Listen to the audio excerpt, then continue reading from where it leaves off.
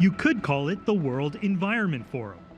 Climate issues are expected to dominate this year's World Economic Forum in Davos, Switzerland. Its theme is Stakeholders for a Cohesive and Sustainable World.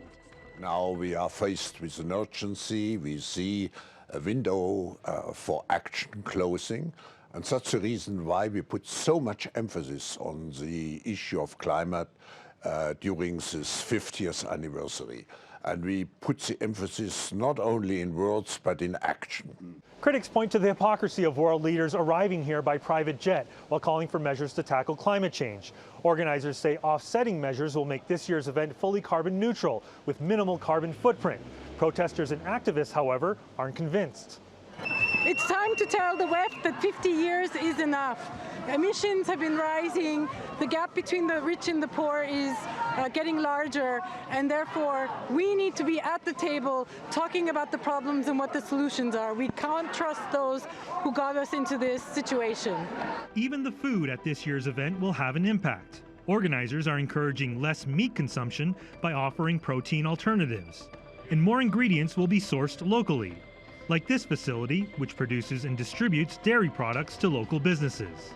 It's very important because we want to sell the milk in the area where the milk is produced. So I don't think it's good to put the milk to big cities in Switzerland, because we have the milk here, so we will produce the milk here.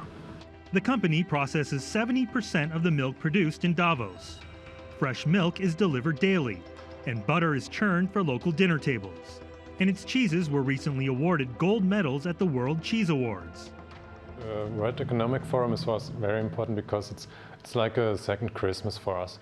In Switzerland, we have the Christmas market with tourists that they go skiing and go to the Spengler Cup for ice hockey. And in January, nobody goes on vacation. So it's very important that we have like a second Christmas in January, and we can sell a lot of cheese and milk at the World Economic Forum. The world's government and business leaders have so far failed to take the action needed to prevent what scientists say will be catastrophic global heating. But they'll have to do something big and do it soon to keep food on the world's tables. Shane Hahm, TRT World, Davos. Well, in President Trump's Davos speech, he also struck a defiant tone over the climate crisis.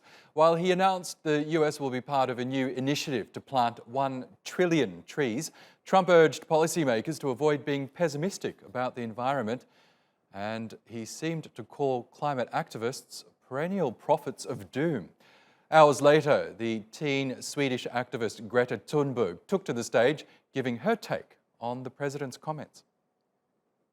We're not telling you to offset your emissions by just paying someone else to plant trees in places like Africa, while at the same time forests like the Amazon are being slaughtered at an infinitely higher rate. Planting trees is good, of course, but it's nowhere near enough of what is needed, and it cannot replace real mitigation and rewilding nature. Well, let's speak to Justin Adams now, who joins us in Davos. He's the director of the Tropical Forest Alliance 2020, a global project that aims to reduce deforestation. Welcome to Money Talks, Justin. Thanks so much for taking time out to join us. Now, we heard quite a sustained applause after Donald Trump said that he would commit the US to this 1 trillion trees initiative. Can you tell us more about that? What does it aim to do? Yeah, good evening. It's a new initiative that we've talked about today. It's actually an initiative called 1T.org. It's a new platform the World Economic Forum is setting up to specifically support and serve the many great actors and initiatives that already exist for reforestation and restoring the planet. Interesting. Now, Donald Trump, as we know, has quite a checkered record when it comes to the climate crisis. He infamously pulled the United States out of the Paris Climate Accord. How significant is it then that he's pledged the US to this Trillion Trees initiative? I think there's two ways to look at this. I think it's enormously important and enormously encouraging that the President of the United States is committing to restore and to better manage the forests of of the US. The US has got many, many great forest resources. The fact that you've got the head of state of one of the most important countries on the world pledging to restore forests is, I think, a really, really encouraging move that we should all applaud. The second thing, though, to say is, of course, planting trees, nature-based solutions is not sufficient in itself to address the climate crisis. And as the World Economic Forum will always say, there's actually 4 transitions we need, nature-based solutions being one of them, but we absolutely need to see transition in the energy sector, in heavy industry, and in the finance sector if we're going to be serious around addressing the climate challenge. So important for us to say that it's one of the key transitions, but we are very excited seeing how much energy, how much enthusiasm there is from political leaders. We also had the Vice Premier of China talking about the initiative this afternoon and pledging for them to both share the knowledge they already have from their work, as well as to support and continue to drive that going forward. So you've got China, you've got the US talking about it. And if you heard our chairman talking today, he also talked about the presidency of the G20 this year, hosted by Saudi Arabia, where safeguarding the planet is one of their key aims. And so OneT.org will also be supporting them. I've also just been speaking with the COP26 president and the important climate summit at the end of the year in Glasgow. OneT.org will also be looking at how do we bring some of the nature-based solutions to the fore at the really important climate discussions we'll be having at the end of the year in Glasgow. Now, as I mentioned, you're the director of the Tropical Forest Alliance 2020. We know that the Amazon in Brazil has been under the spotlight this year from raging fires that have burnt large swathes of that important ecosystem. The president there, Jair Bolsonaro, I think a lot of people are questioning his commitment to the environment. Are you hopeful that he will take the Amazon in the right direction and preserve it? Well, just to be really clear, the Tropical Forest Alliance is a public-private partnership hosted here at the World Economic Forum that's been working with companies, with governments, and with civil society to look specifically at how we address commodity-driven deforestation, which has been a key part of what has driven deforestation historically.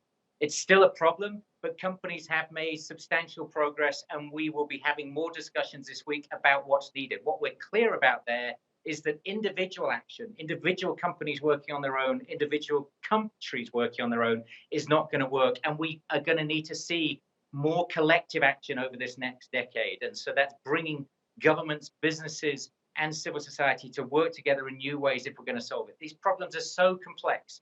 To talk to the Amazon specifically that you addressed, a lot of the deforestation, estimates of 80% of the deforestation in the Amazon is illegal or criminal activities that's driving that deforestation. And so that is a key concern. I've certainly heard the government of Brazil talk about that as a concern. We would urge the government to be prioritizing that. We would urge the international community to be looking at how they can support the government to address criminality and illegality. And that has to be a priority alongside the ongoing work that we will be doing in the Tropical Forest Alliance of thinking about soy supply chains and the cattle supply chains. And some of that gets all mixed up. But that is the biggest issue that we're facing in the Amazon right now is the criminality. And it's interesting, though, the list of attendees at Davos this year. You've got, obviously, the rich and powerful there, and you've also got activists like Greta Thunberg, who are keynote speakers there as well. She's expressed her own skepticism at what Donald Trump has said in his opening speech. How do you marry the two competing interests? Do you think one voice essentially will triumph over the other? I think the World Economic Forum is the place where you bring all of these different actors together. I think historically, over centuries, there's been power imbalances of different people in society. Our chairman has talked about champion stakeholder capitalism all the way back from the very first Davos meeting in 1971 through to today. And what we have to do is we have to get better at listening and bringing different perspectives together. That's what we can do. And it's easy to criticize that this is a meeting of elites. But the fact that Greta is here talking truth to power, the youth, I think, has brought such a freshness of perspective, such a sense of urgency, of action. And the fact that heads of state are hearing that, I think, is really, really important. How we resolve it and how we resolve some of these tensions and trade-offs, I think, is at the heart of the challenge that we face as humanity going forward. So that's really where I think we are as we're at the threshold of a new decade, which I Yes. think we should also really think about. What are we going to do over the next 10 years? Okay, Justin Adams, we'll have to leave it there, but thank you so much for joining us from Davos.